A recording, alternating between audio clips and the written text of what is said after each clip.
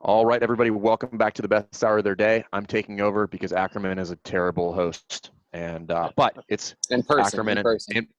and person, yeah. But I wanted to lead with a question, and then what we're gonna do is we're gonna talk about. We had a question. There's two questions. The first one is about logistics in the gym for today's episode, but the real topic for today is going to be. We had a question about discussing how to prepare for your level 1, which we've talked about the level 2, we've talked about the level 3, but we haven't really discussed the level 1. But first, I'm going to throw you guys this question.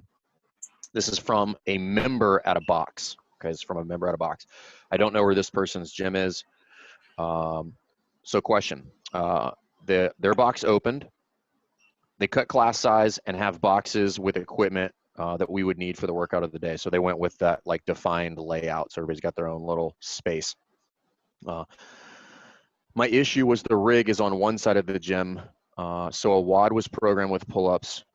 So they allowed everyone to use the rig. So people on the one side of the gym had to walk across the other people's space to get to the rig, and it got a little crowded. I'm not really worried about catching anything, but I know some people were uncomfortable and not really prepared for that interaction, since we were led to believe that each person got personal space. Should I say something? I don't want to be a jerk and point it out, but it seems like they're violating the basics of reopening safely. Or should I let whoever's uncomfortable say something and just go along? Thanks. Worried in Wyoming. Yeah. Did you make that up or is that Perfect. real? Yeah. I made that up right on the spot. Oh, look at you. Can you be clear? Was that a coach or was that a member? No, this is a member. This is a member.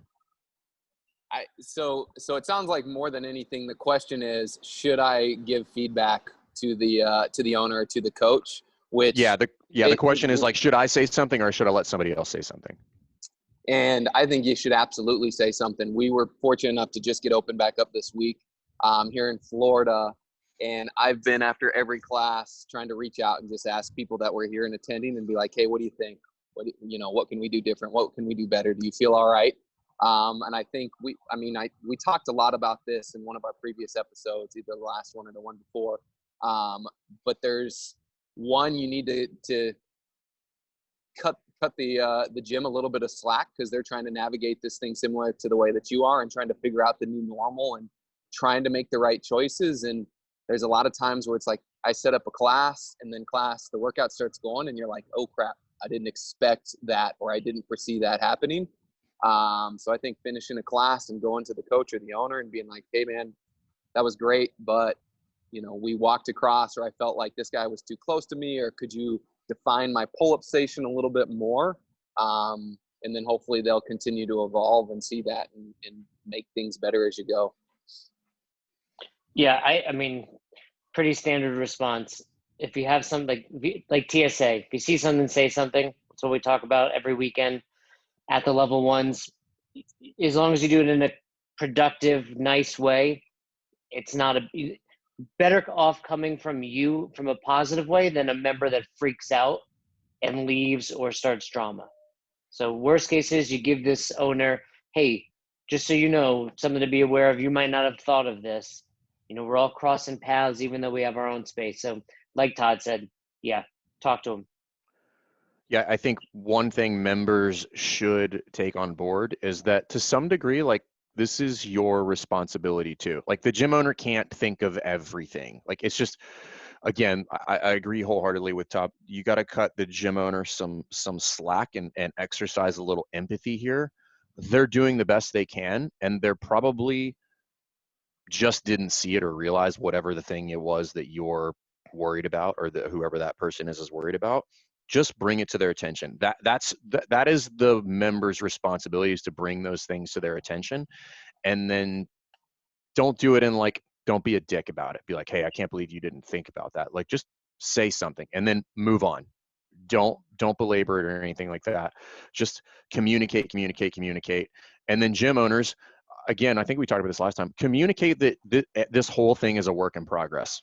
Right? They're like, you'll continue to try to improve it as things change, because you don't know. Like, you don't know how many people you're going to have in the classes unless you've capped it. But even then, you don't know who's going to show up. You don't know how many classes you're going to have. Just let everybody know, like, hey, most of this is kind of TBD, like, to be determined, like, as things change, and we'll shift as fast as possible. But, like, now's not the time to hold back. on any of that stuff. Like address it head on, address it quickly. And if you hold on to it, like you're not helping the gym at all. Yeah, I think, like you said, the onus is not just on owners these days. Owners like you are opening, as are all owners, because they care about their community, right? You're not doing it simply because you're greedy and want to make money and pay your bills. You don't become a box owner if you don't care about your members. So you're doing it for them and for those people. It's just as much on them to be on the lookout, because we've all, just like programming a bad workout, we've all programmed a workout where halfway through we're like, okay, that was a mistake. And you might not have realized it. You have so many things on your mind. Getting to the pull-up bar might not have been one of them. And then throughout class, you may be watching so many things at the same time. Maybe you're getting distracted. Who knows what's going on? Bring it up. And that goes for everything. We talked about it, like Todd said on a recent episode, whether it's the whole message model or whether it's, just coming from a good place. Like Fern said a year ago, don't bring drunk monkeys, but bring positive bring feedback. Solutions. Yeah. Todd's confused, about the drunk monkeys. Drunk monkeys. Todd is a drunk monkey. Don't bring a drunk monkey. Bring a solution. Got it.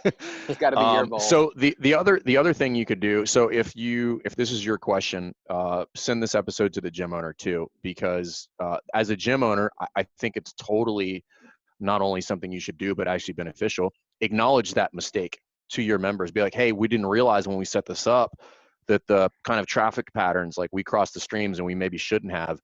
So now knowing that, we're going to move it forward. So I think in this scenario, it's like best just kind of like acknowledge it, own it, move on. And I think that's a good way to get a lot of equity and people understand that you're paying attention and you care and all that stuff. So just own it, correct it.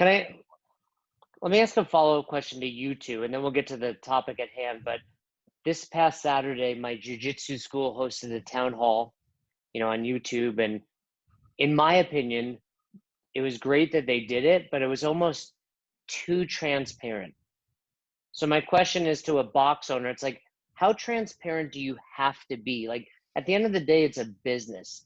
Can you imagine going into Chase or, Whole Foods or Amazon and being like, hey, are your coaches still getting paid right now? How much are you paying them? What are you like? At some point, isn't it just like, dude, this is our business? Like, how transparent does a box need to be? Obviously, health, safety, all of that. But I mean, you're talking about finances?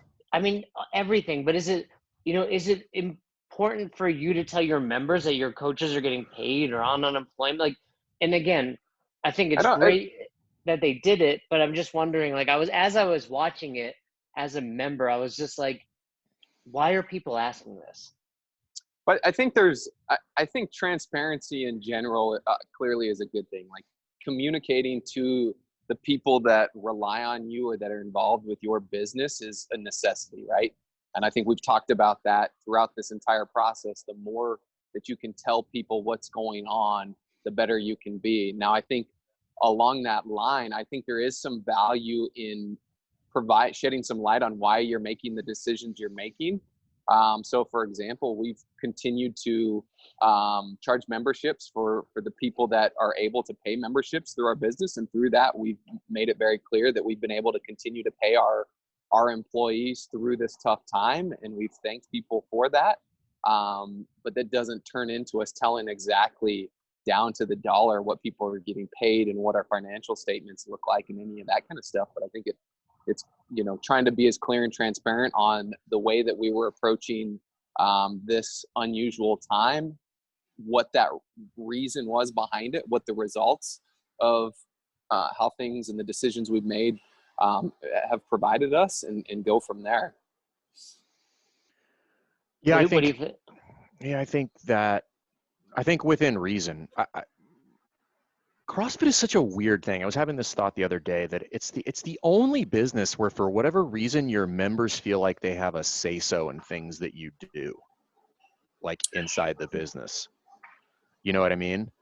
Like with regard to the programming or the schedule, like, so, and again, take it with a grain of salt, but I do think it's like, if people are asking that question, I don't know if that's appropriate. Like, I don't know if that's any of your business.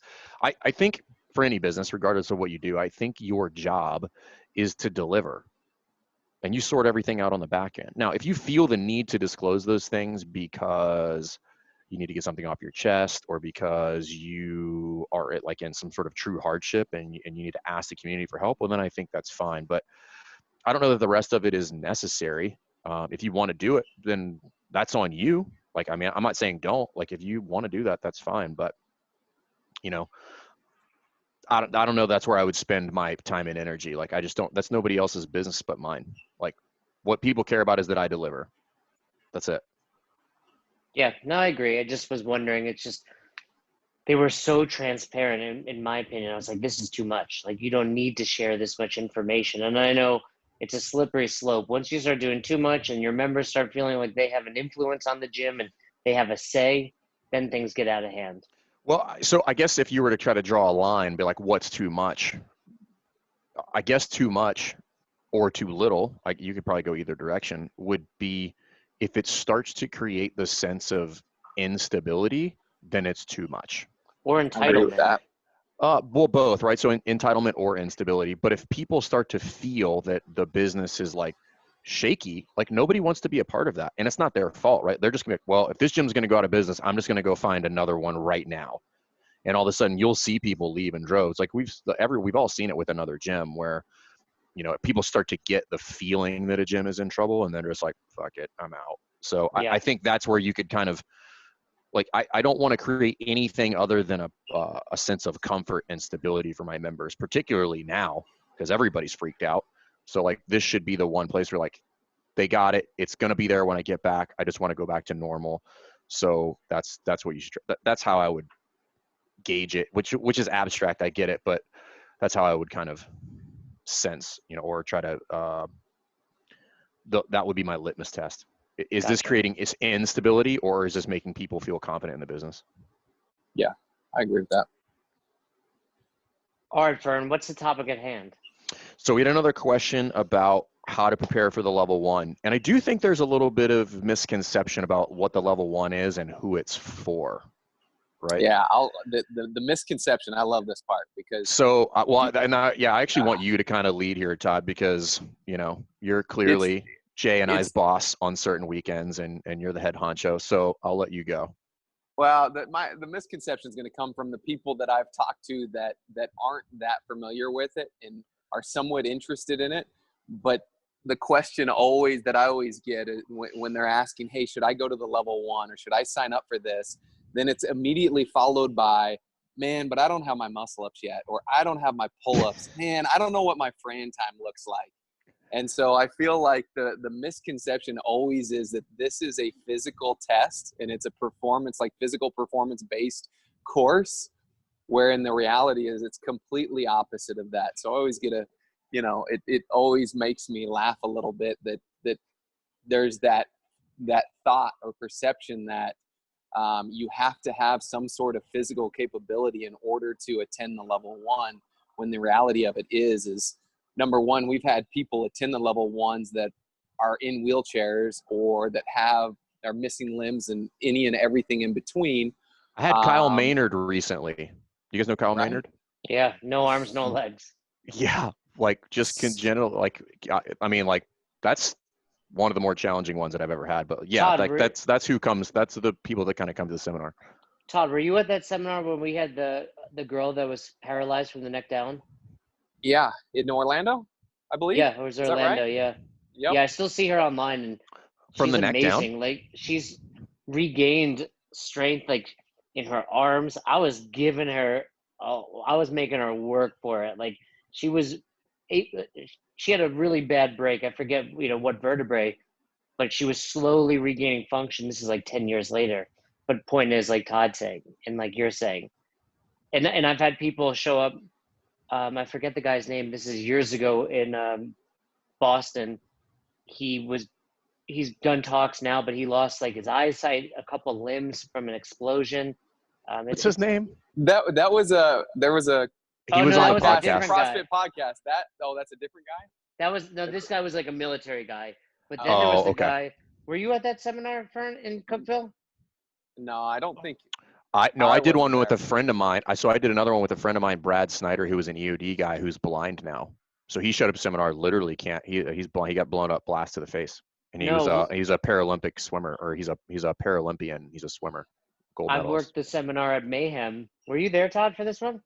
No, but I heard about it because I'd listened Yeah. that episode, that podcast, that CrossFit podcast episode where the story was told about this guy is mind-blowing. What's his name?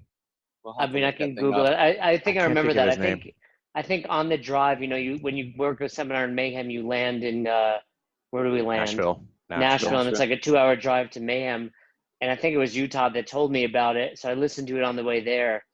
It was crazy. The dude was in a gang. He's got like eyes tattooed on the back of his head. So I don't remember if we ever talked about this on the podcast, but Donovan and I had to administer the test behind the scenes. And because he couldn't see, he was Had to use literally his hands. touching Donovan. Like we had to demo As he's the doing movements. faults. Yeah. And We had to the do that dude, with Brad. So the dude was so funny. I remember I think it was Jenny working with us. He goes, "Can I have Jenny instead?" But it was really funny. Yeah. So with those stories being told, it's clear and obvious that there is no physical component, like is no requirement. That's what I mean. Physical requirement in order to come and take the course. You're going to get exposure to the physical component of it. And more importantly, you're going to learn how to do the movements correctly. You're going to get the opportunity to see how to coach these movements. So as far as if somebody's wanting to take the level 1 and they're worried that they're not physically prepared enough, whether it's they don't have the skills they want yet or they don't feel like they're in shape enough, that is clearly not a reason to avoid going.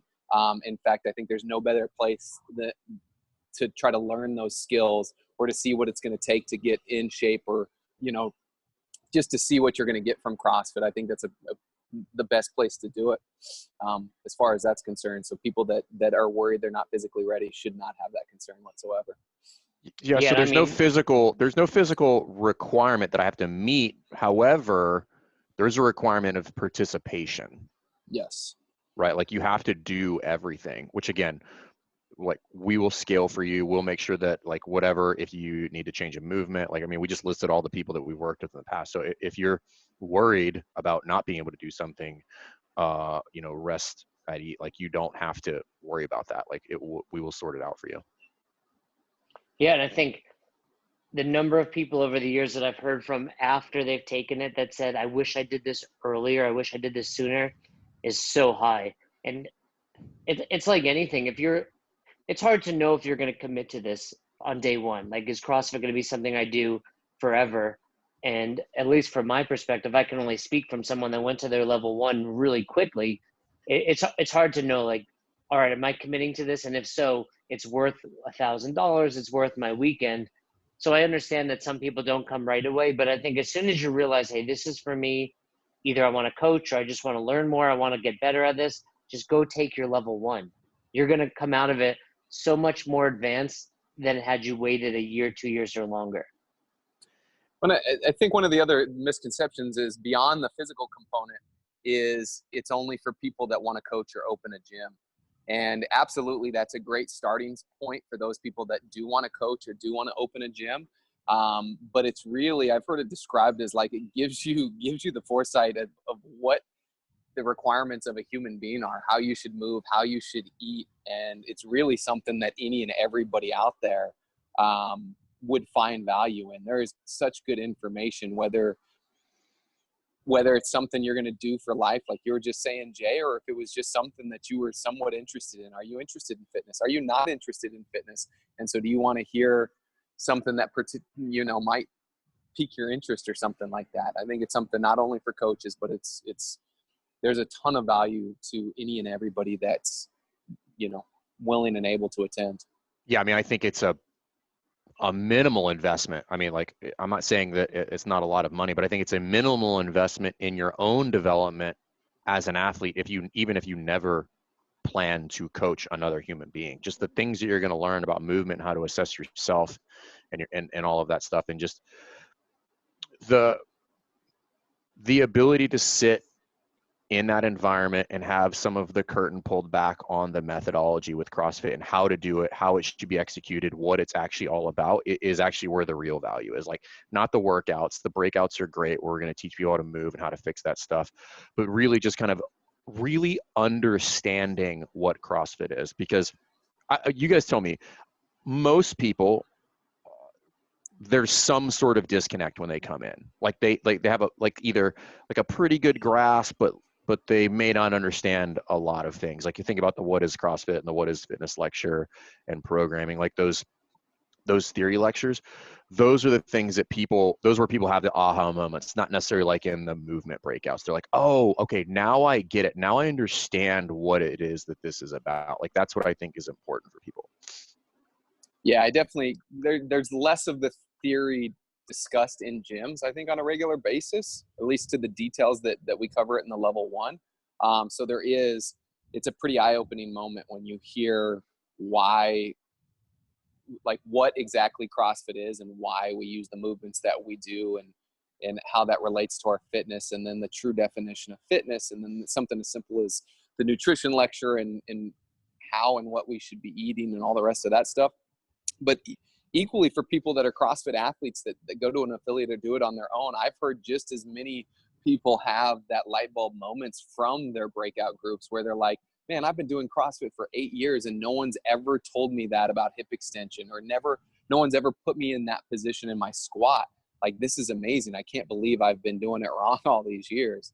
How do you guys react to that? Because I've left the squat group or whatever group we've been teaching, and you guys have experienced too, where someone will inevitably come up to you and be like, man, my coach doesn't do any, like, tell me any, and you have to kind of like soften it where it's like, they're not bad. We're just really good. Like, you have to like. Well, some of us are, Jay. Yeah.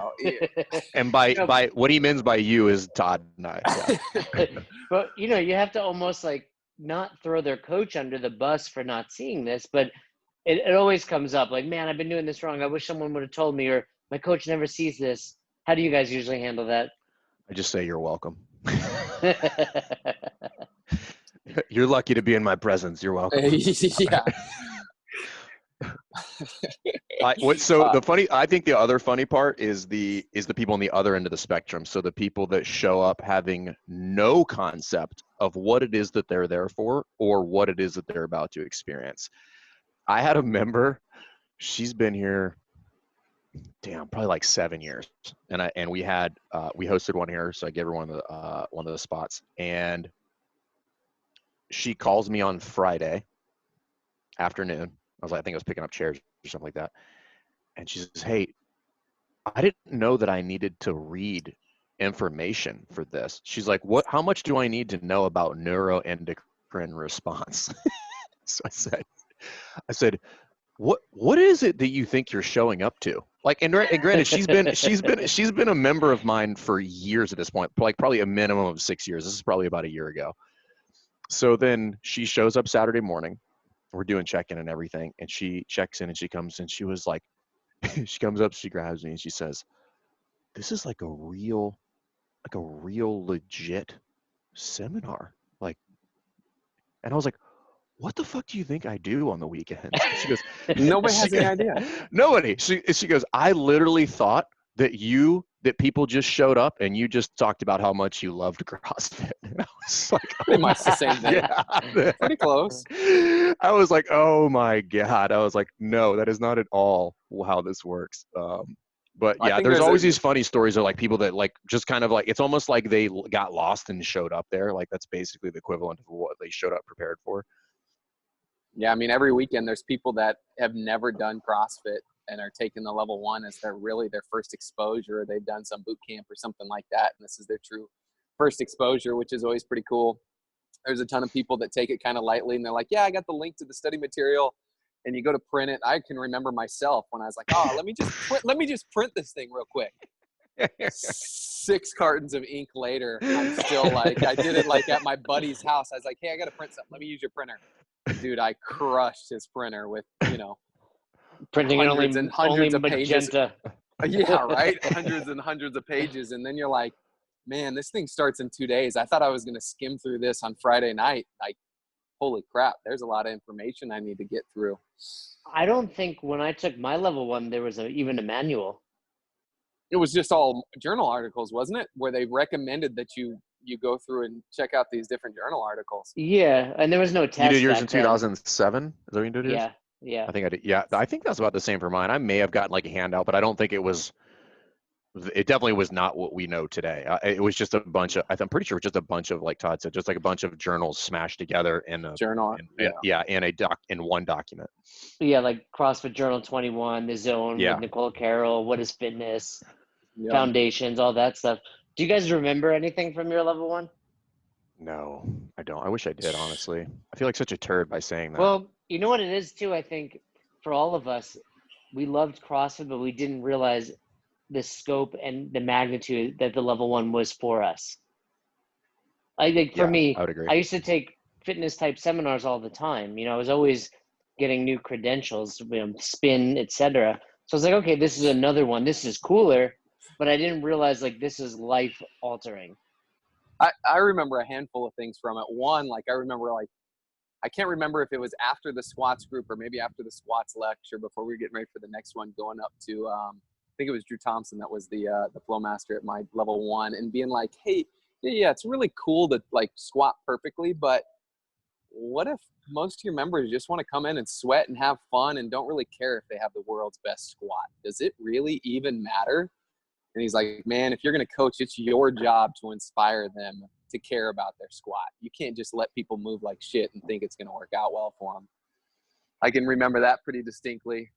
I remember, right after I'd started doing CrossFit, I started started eating cleaner, but I had no idea of like the amount of food I was consuming compared to what I used to when I was eating, whole wheat pasta and oatmeal and all that kind of stuff. So I started losing weight. I remember going asking Chuck, being like, hey, does everybody that do CrossFit like get thinner and lose a bunch of weight? I don't want to get smaller.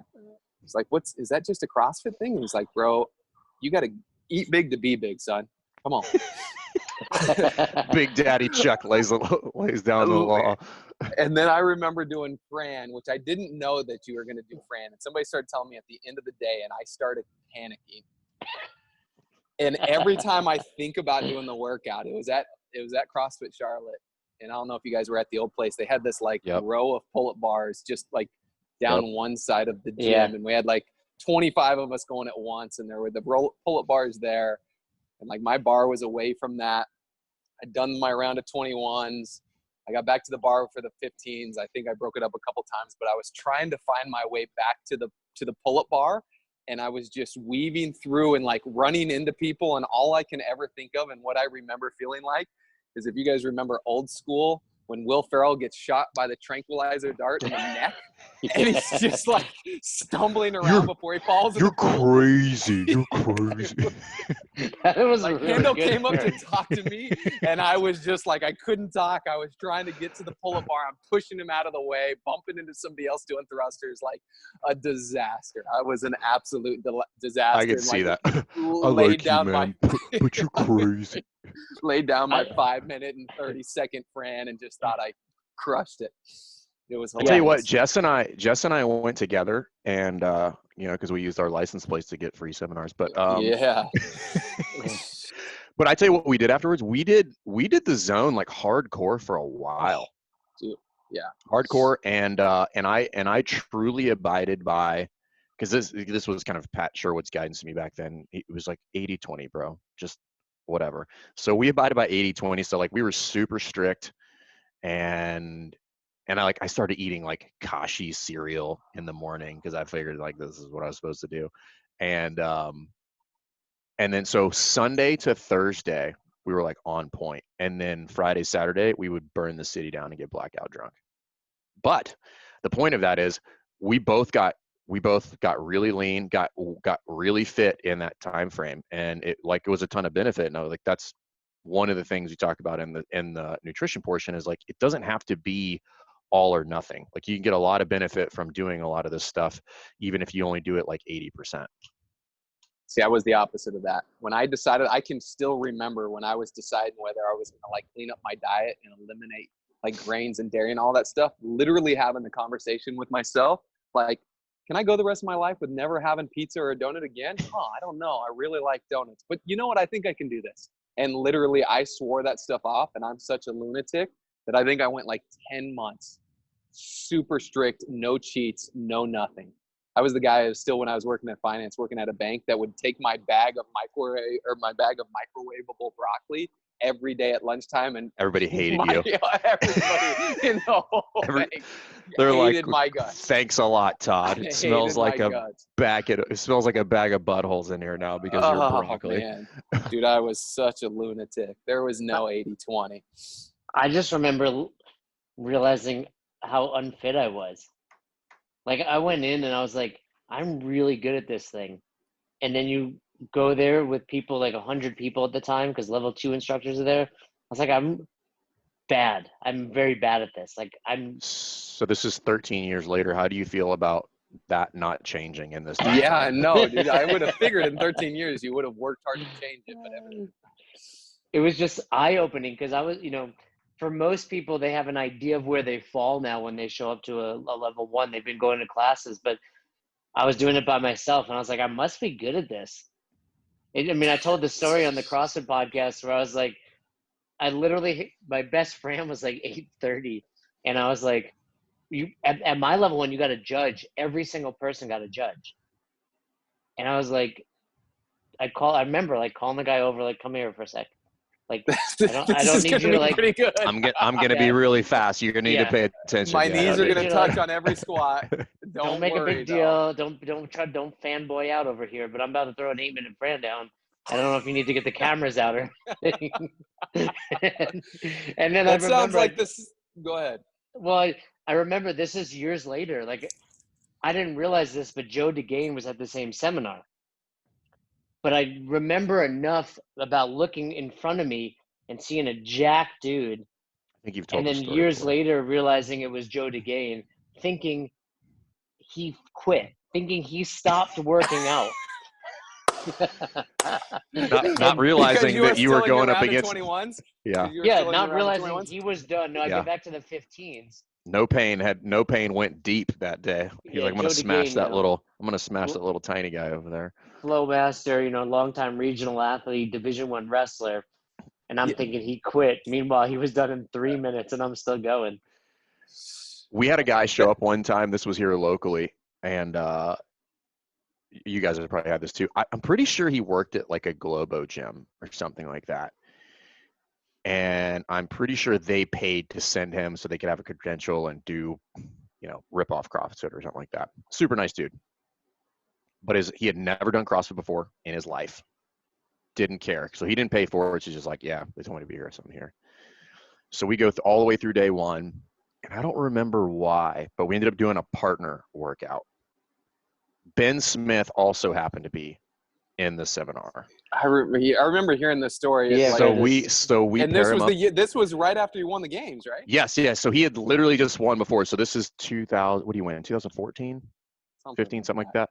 But anyway, so we pair him up with Ben, and so we had told him before, like, hey, listen, man, just like, hey, you're paired up with the previous CrossFit Games champion, and this guy's response was something to the tune of, "That's cool. Do you there was a game or something? Is it like, is that pretty good? Is that okay?" And we're just like, pretty oh good? my God, yeah.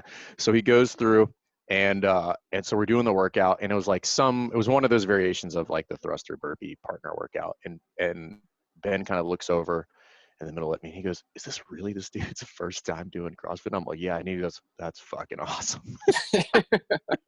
This guy's dying. I mean, he is literally just like doesn't know what's happening to him.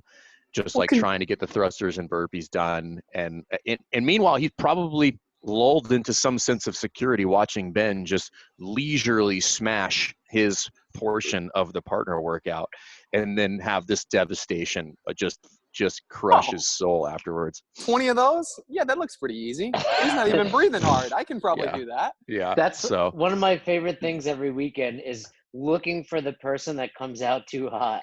And I got 2 examples. I think you were at one of them, Doug. Remember that girl? She was easily done with the first round in like 45 seconds. And then 9 minutes in, I remember she's like still moving. She's like, I came out too hot. That sounds like me in most every workout. James will try to like entice people to do that, and he'll just go through everything, and right before he says 3-2, he's like, remember, Usually the first person to finish, or the person to win, is the person that finishes round one the fastest, just to watch people just blow through round one and the big eyes in round two.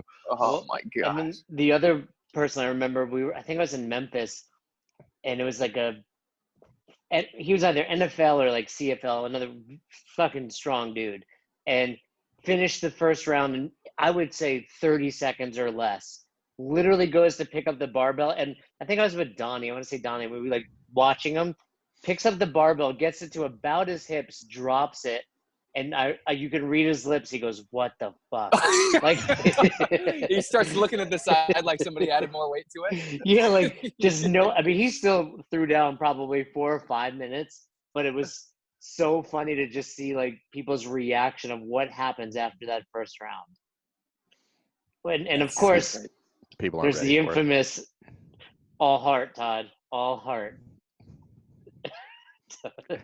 Yeah, Satan's Chariot. I that was my favorite workout ever. I got so fired up with that, but unfortunately, never be seen again. We can't do that again, as Todd No. tried to kill 3 people.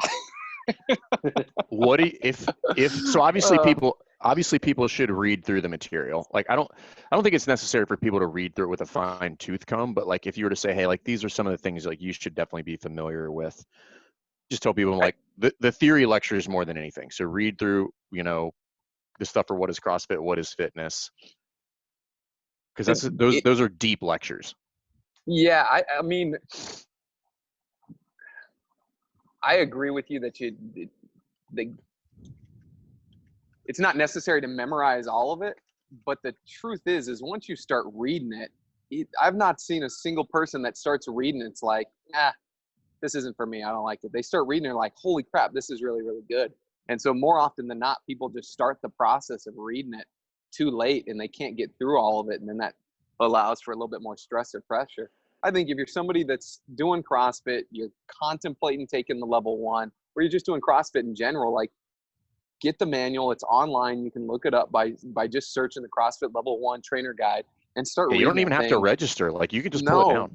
You can just pull it down, and the content in there is just so incredible and so advanced, and it's fantastic read for any and everybody. Same like we said with the course, but whether you're going to take the course or not, I would encourage people to read through it and start it sooner rather than later, and then that'll give you more time to get through some of that material and some of that content. I tell people it's like one of those college courses where so long as you show up to class and pay attention, you're going to do fine. Of course, you know, there's a couple things we don't cover in lecture and you need to read that, but we cover just about everything you need to know in lectures. And as long as you're paying attention, you should be okay. But like you guys are saying, certainly read the manual, but you don't have to dig super deep. And it keeps your attention. It's not boring.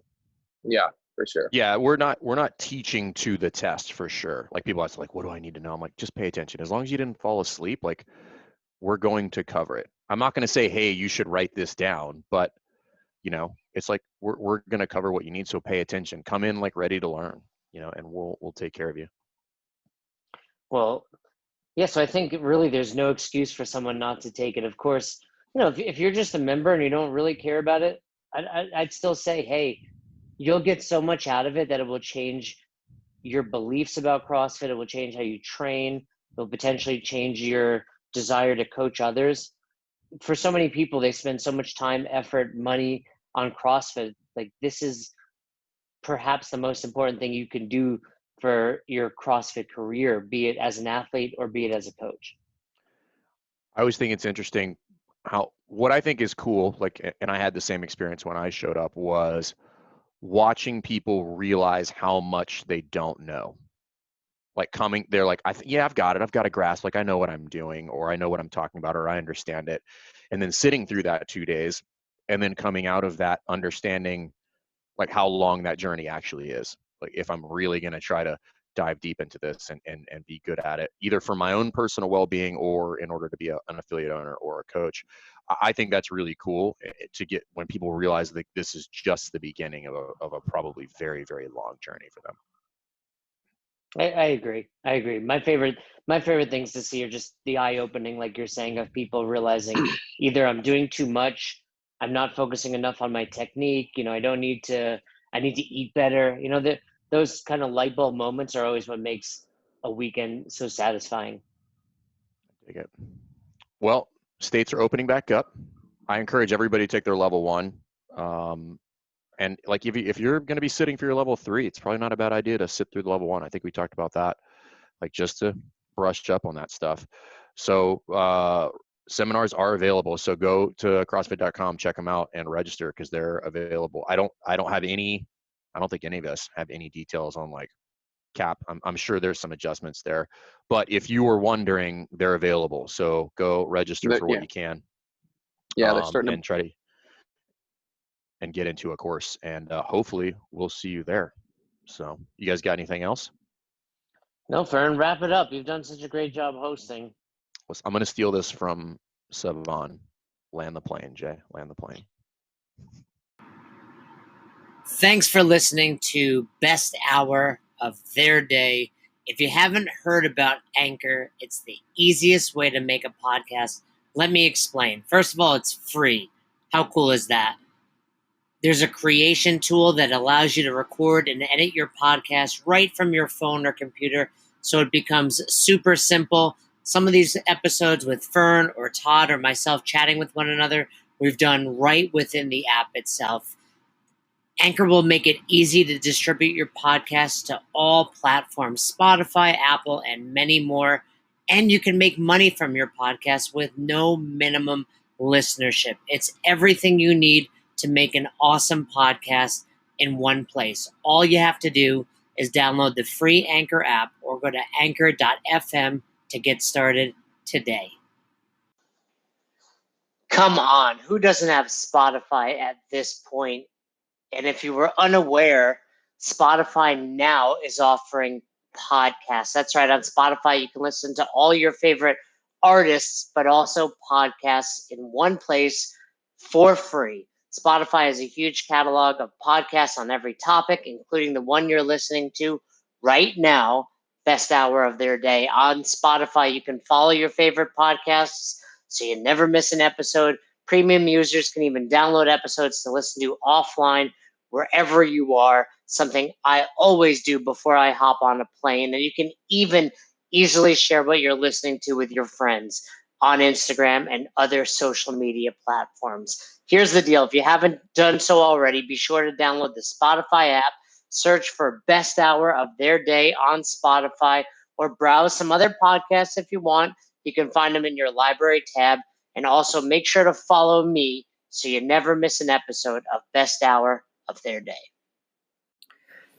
Thanks again for listening to Best Hour of Their Day. If you haven't already, do us a favor, head over to the Apple Podcast app and leave us a review. We'd love to hear from you. If you have any questions, comments, concerns, feedback for either Fern or myself, hit us up, besthouroftheirday@gmail.com, or send us a DM over on Instagram at Best Hour of Their Day. Once again, we couldn't do this without the amazing community, and you are a part of it. Thanks for listening. Thanks for supporting Best Hour of Their Day.